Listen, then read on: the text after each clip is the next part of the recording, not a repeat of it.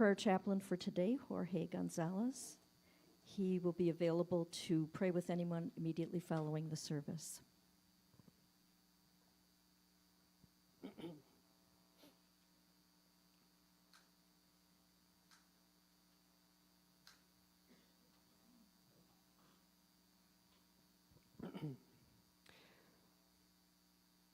I light the Christ candle to remind us of the light within each of us. It is the power by which we live, move, and have our being.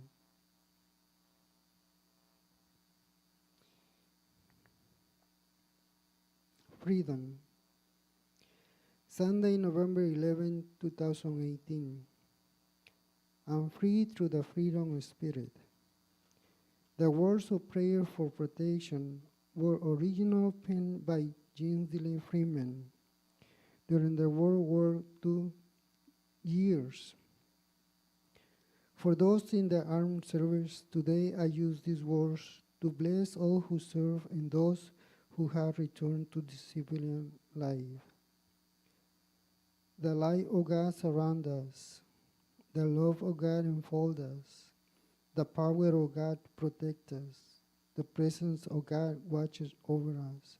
Wherever we are, God is. I'm grateful for those who have given of themselves that I might freely be able to make my choices in life. I celebrate my freedom by valuing and using it wisely, making decisions that bless others as well as me. I'm free through the freedom of spirit.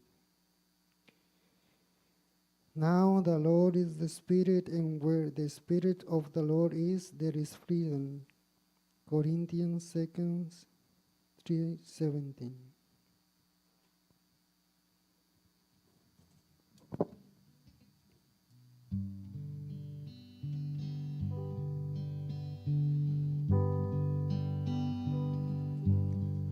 Our Father, who art in heaven,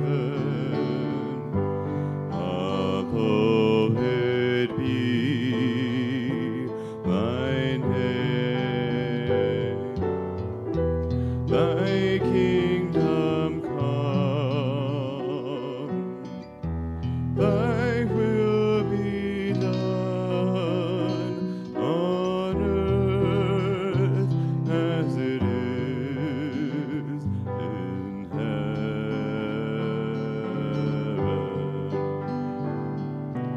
Give us this day a daily bread, and forgive us our debts as we forgive our debtors, and lead us not into temptation, but deliver us from evil.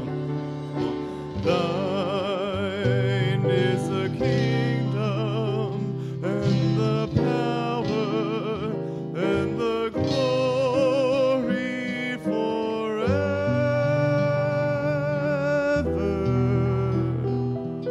Amen.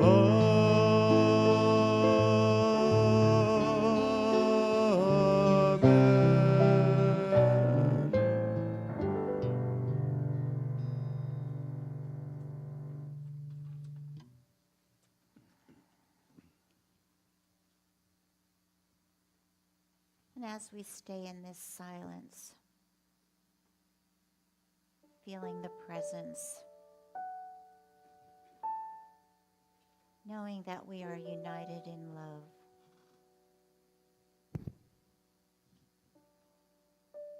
we think about that word, love. And we think about where it lives within inside of us, within our hearts, within our soul.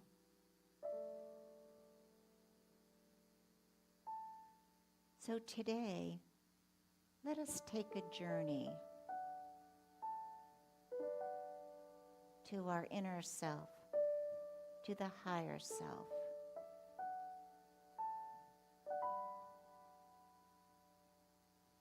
So we're going to risk.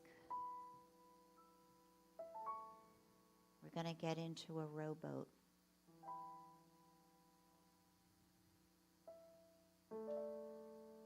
Push away from the shore.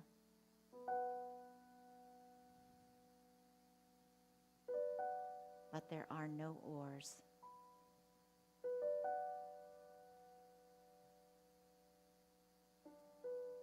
Just feel yourself drifting,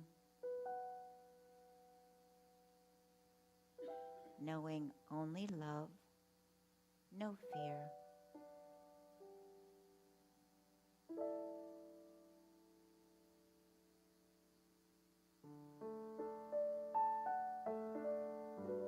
And as you move further and further from the shore, surrounded by calm water,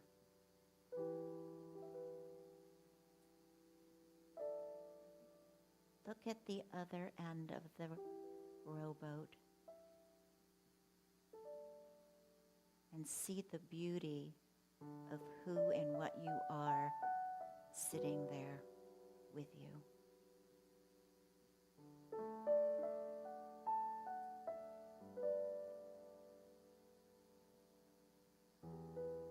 And as you see the true essence of who you are,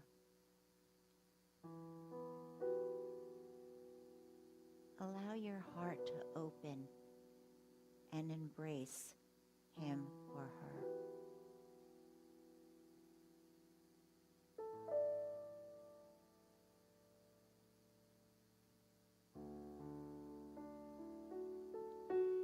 And ask your higher self, do you have a message for me?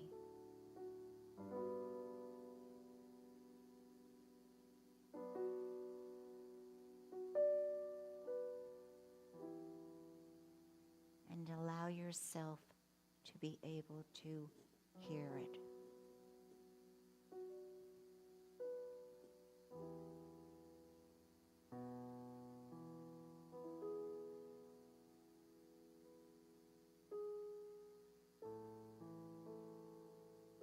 And as you have been blessed with this gift of inner knowing,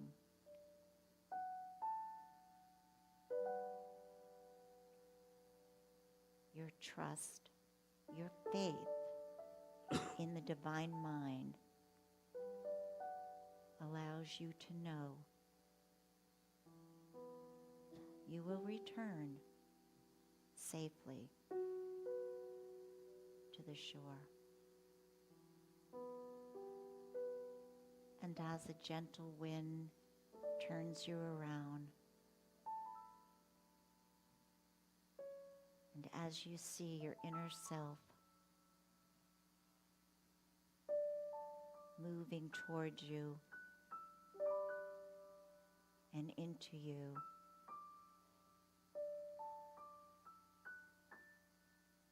you see the shore and you know that you are indeed a safe and beautiful presence. And you take the essence of who you are as you step out of this rowboat and step onto the land.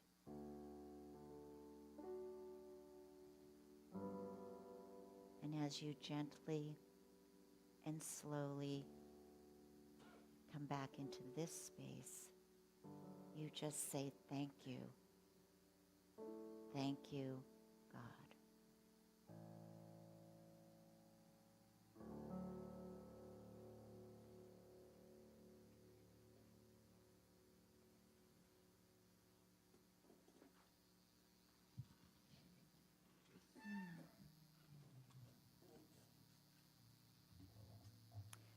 Today we're going to talk about gratitude, and last night Rose asked me what I was speaking about. And I said gratitude. And she said, you spoke about gratitude last week. And I said, well, that was gratitude of the heart. Now we're talking about the power of gratitude. And of course, in November, ministers talk about gratitude because of Thanksgiving. But what I'd like you to do right now is turn to someone and tell them how thankful you are that they are here. And if you don't have someone next to you, get up and find someone. But share this. Share this gratitude. Everybody.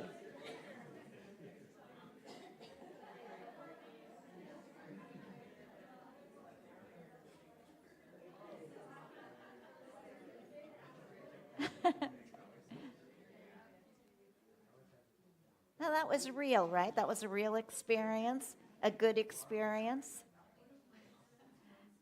It's important just to let people know that we care, that we are glad that they're here, that you're here, and that the people that have things to do today aren't with us. We're glad that they're here too, because they're here in spirit. And when we remember this, that gratitude is the king and queen of all virtues, and without it, there can't be happiness. Because if you're not grateful, you can't possibly appreciate that which you have. Would you agree with me? How do you appreciate something if you're not grateful for it? And we have been given all of these beauties of life and of Mother Nature and of something that we believe in that's greater than ourselves. And we're here because we want to rise up to a level of greatness that is beyond our wildest dreams. And we have the gift of the life force that's within us. So gratitude then unlocks a fullness within us, and what we have is enough, and then what we have is even more than enough. And think about it. I was thinking about yesterday when I was folding the wash and putting away the clothing and seeing all the clothes in my closet. And I was thinking about all of the people in California that their things were being burned to the ground. And I thought, without a doubt, I could take half of what I had in my house and send it, and I would still have more than enough. So we need to think about that. We can donate. We can donate to the Red Cross. There's all the news stations have places where we can donate to all of these people who have lost everything. So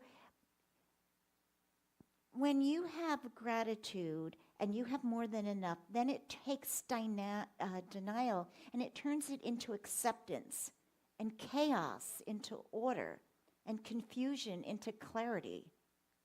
I can turn a meal into a feast. I can turn my house into a home. I can make a stranger a friend. Gratitude makes sense of the past. It brings us peace for today, and it creates a vision for tomorrow. And each one of you have that same ability by giving from yourself, by opening your door, by letting people in. We then have peace. And that's a vision for tomorrow, peace. You know, Meister Eckhart said, if the only prayer you say is thank you, that would suffice. So being thankful each day when you wake up, and being thankful for what the day is about to bring to you. Thank you is an acknowledgement to that higher power and that consciousness that you're ready to receive more. And when I say open up and receive more, I'm not speaking about material things, more understanding, better conversations, more heart space, more giving of yourself to something bigger than you are, more willingness to open your doors. And when you say thank you, you're already accepting that which is. We have this thing in New Thought called affirmative prayer. And in affirmative prayer, we don't beseech, we don't beg, we don't ask, dear God, give me this. And if you give me this, I'll never do that again. Well, how many times has that worked? Right. We swear, we smoke, we overeat, whatever we promised we wouldn't do, we end up doing. So what is affirmative prayer then? Affirmative prayer is I know what? God is all there is. I know God is all there is. What else do I have to know? I know that I'm one with God. So affirmative prayer, God is all there is. I am one with that which lives within inside me. This is what I know. I know today, right here and right now, I am looking at the faces of God. There is a beautiful presence that is sharing back at me, sending love, and my love radiates back to you. So I know God is all there is. I know that I'm one with God. I know that this is the truth. And then I say, thank you. Thank you, God. Because we're already accepting that which is. We make a statement, we make a declaration, and then we believe it. And then as I used to teach my Sunday school kids, over and out. Or I release it and I let it go. So that's all affirmative prayer is. You don't have to get like, oh my God, how do I pray? We can pray any way that you want. But it's just, I know there's God. I know I'm one with God. I know this is the truth. I say, thank you. I let it go. The trick is the letting go, because if you don't let it go, you nullify the prayer. Now, you can just talk to God. I talk to God all the time. I wake up in the morning and I say, hi, God, it's me, Aubree, and I'm here. And I say, thank you for my kitty who's sleeping next to me. Thanks for the day, and oh, great, it's Sunday. I get to do what I love. But does that make sense to you, the difference? Don't beg God for anything, because the universe always says yes, and if you're in wanting or begging, the universe is going to keep you in what? Hey, you guys are getting good. Right, absolutely. So, and we have this law, and the universal law is what we just said. It always says yes. So love points the way, and then law makes it happen. That's a universal truth. It's the same as gravity and electricity. So it's easy to say thank you when great things happen. You were able to get the car, or Kay won the $500 thing for her ice cream thing, and you won $5 on the lottery, and you're all grateful. But what we forget in gratitude are the little things. We forget about them. We forget about the simple of saying, good morning, Louie. How are you, sweetie? And he smiles. That's gratitude for his being. It's a different type of thing. We miss an opportunity when we forget about the small stuff. Somebody said to me today, I'm going to come on Thanksgiving and help you cook. Whoa, that is so fun, not to be alone cooking. That's a great thing. I'm in gratitude for that. That's going to be so fun. So there's so many little things. People hold the door for you when you're going in and out of a grocery store. Say thank you. I am kind of, sometimes people cut me off in the grocery store, and I say excuse me instead of them saying excuse me. But so what? Do you know what I'm saying? It's being aware of everybody that's around you and being grateful for them. How many times do you walk into a store, especially here? It doesn't happen in New York, I'll tell you. But people say, hello, welcome. You go, oh, thank you. I'm starting to get used to that. So it's really easy. But remember the small stuff. So who in here wants heaven on earth?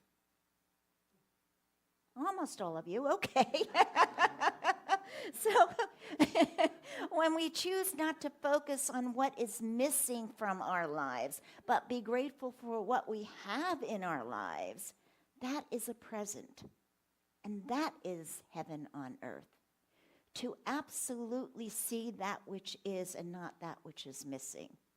What I see here today is everybody who is here by divine invitation. And that's all I see here today. So I have a question, and it's a silly question. Can you learn to dance in the rain? Is that a silly question? Maybe. But in other words, it's saying, can you be grateful for everything that is? Sunny days we're grateful for. Warm spring days we're grateful for. But what about a rainy day? Gratitude because it's washing the earth. It's watering the plants and the trees. It's filling the dams and the lakes. And don't forget about the snow.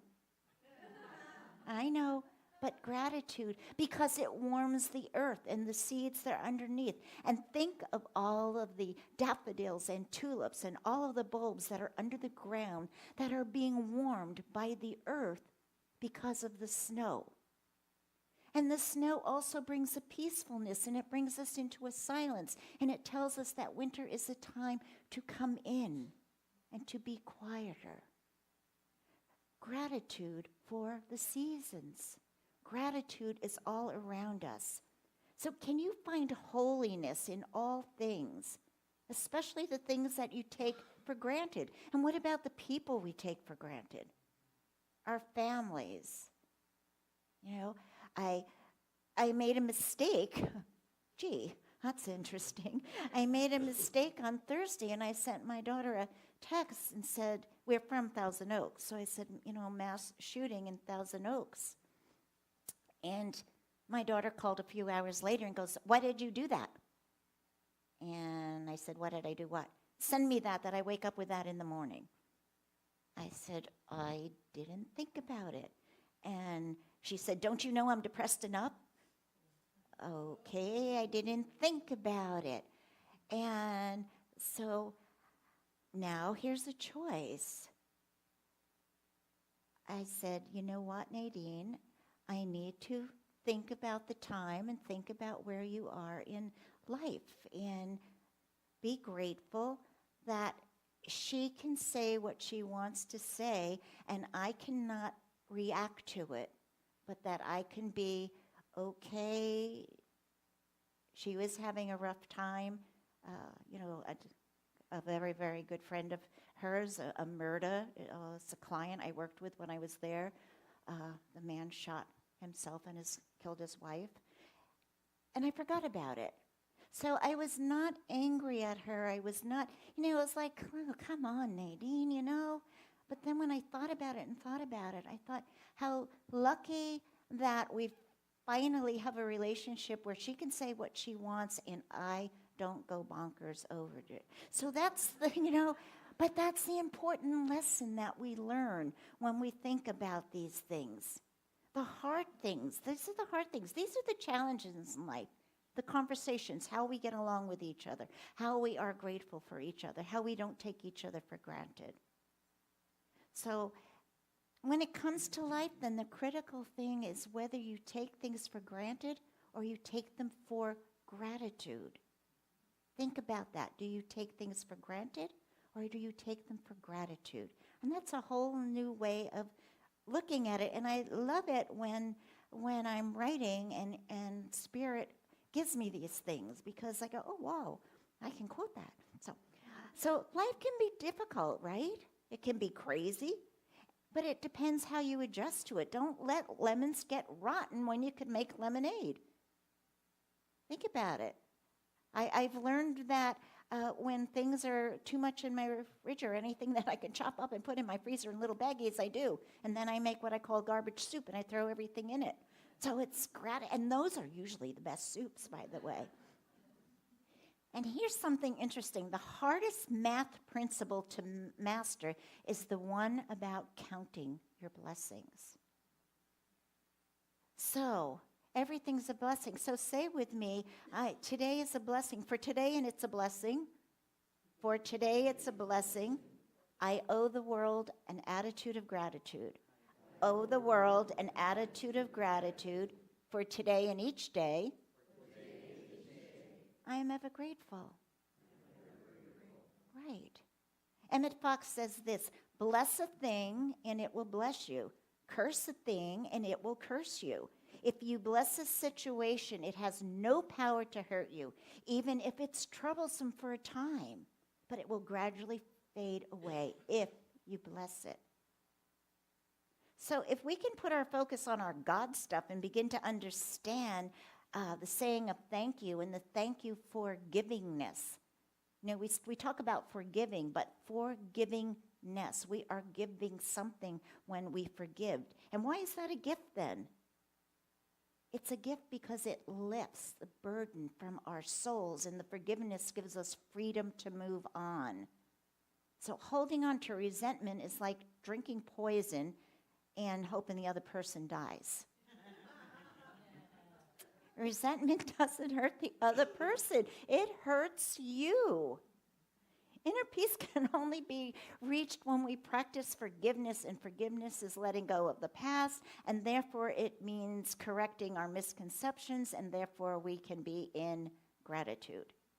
It's all about saying thank you, and thank you.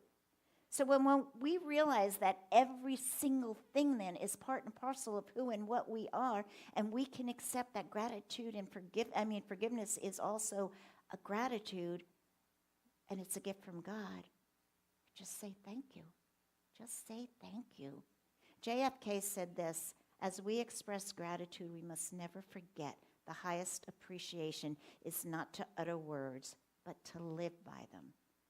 Again, the challenge. We all know this stuff. Everyone in here knows this stuff.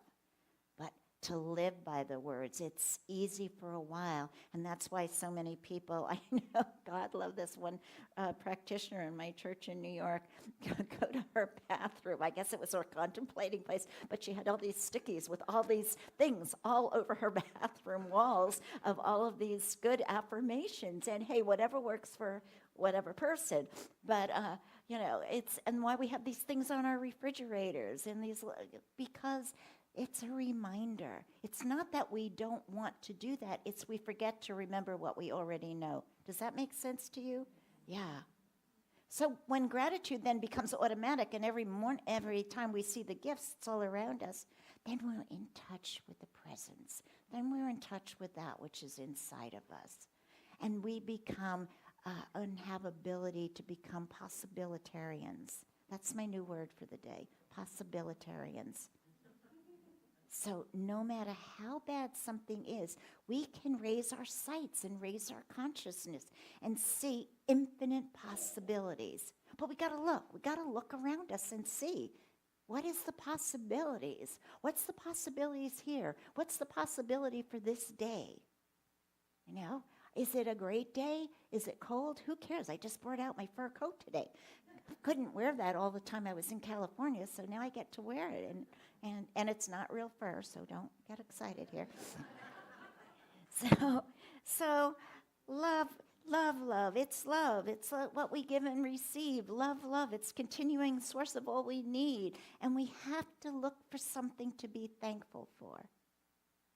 When I clean my bedroom and change my sheets on Saturday and Saturday night, I get in bed and I always read spiritual stuff. I'm reading The Gift of Imperfection right now. It's a great book. And the sheets are clean and my nightgown smells of lavender and I have my 4 pillows and everything matches in my bed. I am so grateful that I have clean mattress and clean sheets and a beautiful room and books to read and something wonderful to do the next day, which is get up and come here. That's what we need to be grateful for. In everything, give thanks. An attitude of gratitude for Thanksgiving is like the grace of human existence. Are we thankful for the farmers? Half of the food that's coming on our table come from the farmers, and the others are the turkey farmers, and all of that, and the people that are going to be around our tables, and the joy. Gratitude. If we wish Spirit to come and heal our wounds, then we have to come in peace with spontaneous joy to Spirit. Remember last week when I was talking about having a love affair with God? So if we come in peace and spontaneous joy for Spirit's joy, right? God, life force, Spirit, it's all joy. Let us come with thanksgiving, with a thankful heart. That is harmony with life. But we must come in quiet confidence and open a receptive mind. A believing heart, naturally, sanely, and expectantly. In this way, we're entering the portals of reality, and we're clad in the garments of righteousness. Again, if the only prayer that you say is thank you, you've prayed enough. I want to tell you a story about gratitude. This is a true story. A young musician is Patrick Henry Hughes. He's a child with a smile that would just melt your heart.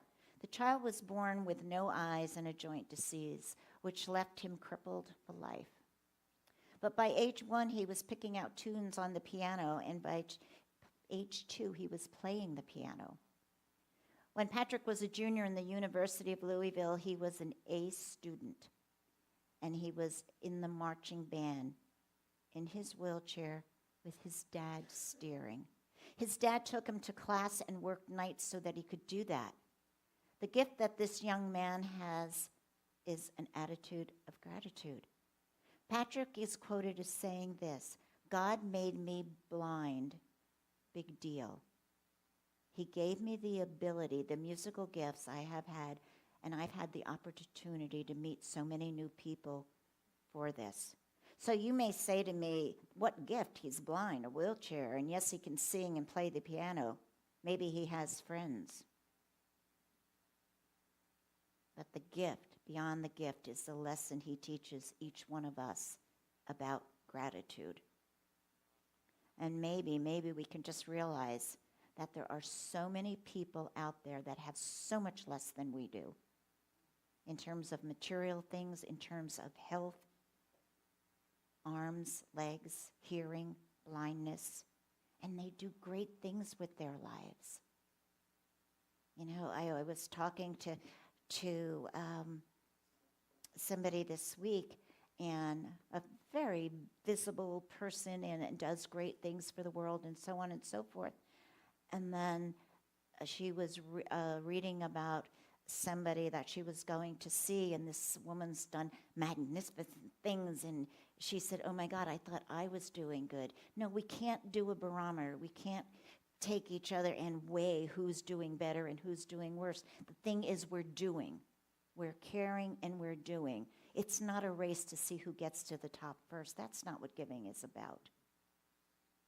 Ralph Waldo Emerson says, "When I first opened my eyes upon the morning meadow and look out at the beautiful world, I thank God I'm alive." So I'm grateful for prayer. Are you grateful for prayer? I'm grateful for prayer because we need to know that we make a difference, and we can't know we make a difference until we connect what's inside of us, which this energy that is around us. And gratitude bestows a reverence that allows us to encounter those epiphanies. Don't you love that when all of a sudden something all clicks together and you go, I get it. I get it. I understand. If we look back in anger and resentment and live in fear and don't look around and see the beauty, look around and just look at each other. Look around right now. Look around and see each other. See the beauty. See the beauty of each other. So prayer is threefold. You pray for those that you don't even know, like all of the people in California and our whole world, believe me. And we care about the givers, the veterans in our world, in the armed forces. We care about people have hurt people that are in prison. We care about our community. We pray for someone that we do know, and we're praying for them, our prayer circle, the most sacred thing that I do all week. And it transcends that five-sensory realm into the spiritual. And of course, we pray directly to our Creator for ourselves with affirmative prayer, which we've talked about. So I'm asking you to reflect upon your present blessings. You have many more, and they're more than your past disappointments also. So start blessing and be gratitude. Most of you know that I keep a gratitude journal, and we've even given one to Tom and one to Diane. It's my gift of choice because if you can get up, some days I write this much and some days I write one line. It doesn't matter, but I write something that I'm gratitude, and I have 5 of them now. So I have 5 gratitude journals. And because we're building that gratitude muscle, we're making it stronger and bigger and making it a part of our life. And I promise you, you'll change your life when you count your blessings and extend gratitude in your life. You know, yeah, we don't want bad things to happen to us, and we're not going to say, okay, so what's this going to teach me? Thank you, God. That's not the right attitude. And I know we go there, because I go there too.